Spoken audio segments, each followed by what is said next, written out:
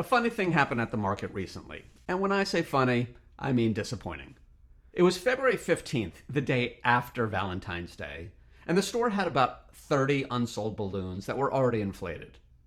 Now, they were these big, colorful Mylar balloons. You know them, they're shaped like hearts and flowers and stuff and say like, I love you and you complete me. I'd actually bought one the day before for my wife because she completes me. Anyway, while I was there, an employee took out a knife and started to pop the balloons and toss them in the trash. Now, this wasn't malicious. I mean, they were Valentine's Day balloons and Valentine's Day was over. I semi-jokingly said, hey, can I have one of those balloons for free for my daughter? Without looking at me or stopping or popping, the employee said no. That's it. Just no. I'm not sure what surprised me more, the response or the tone in which she said it. It was the tone. Definitely the tone. But this isn't about me getting a free balloon. It's not even about my daughter getting one. If I really wanted a balloon, I'd happily pay full price for it like I did the day earlier. What got to me is that they were just popping and trashing perfectly good balloons. So I said, I got an idea. Why don't you give a free balloon away to every kid that shows up in the store? I thought it was a fair suggestion, but I clearly was annoying her. She didn't even bother to stop her popping. In fact, I'm not sure she even responded to me. So I left and I went home to record this. Because there are two very important lessons that every leader at every company needs to understand. The first lesson is that your customers want to feel heard. Oh, by the way, if you like this so far, click that like button down there. I shop at this market at least 3 or 4 times every week, but that shouldn't matter. I also spend thousands of dollars in this market every year, but that shouldn't matter either. Because regardless of how much I spend or how often I show up, the mere fact that I walked into their door should make me a valued customer. And the most undeniable truth about your customers is this. Customers want to feel heard. They want to feel like they matter. I don't care if the customer is wrong or right in any given interaction. That's really not what's important. What is most important is that when a customer is speaking to an employee, the employee gives the customer the courtesy of actively listening. Nothing makes a customer happier than feeling like the company cares about them.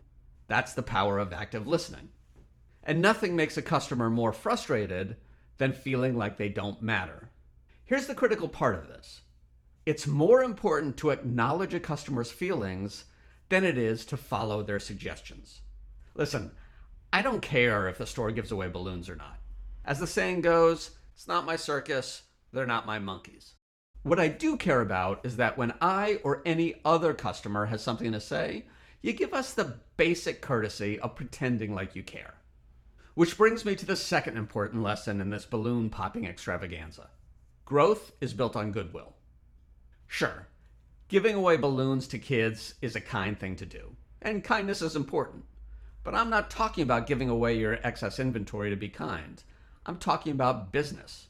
I'm talking about customer acquisition, retention, and revenue growth. There's one business fact that extends across every single industry. Customers want to feel surprised and delighted by a company or brand. The more frequently your customers feel surprised and delighted by you, the more goodwill you accumulate. And the more goodwill you have, the more money people will spend with you. Let's take the simple act of surprising a kid with a free balloon as an example. Yeah, it'll make their day. But here's what else might happen. Their parents will be ecstatic, and they may end up spending more money with you that day. And the kid and the parents may talk about the free balloon to others. And because of that, those other people may start spending more money with you. Also, other shoppers who see you giving free balloons to kids may think more highly of you, and they'll keep coming back and spending money. Plus, your company will have a better brand image in the community, which will probably result in more sales.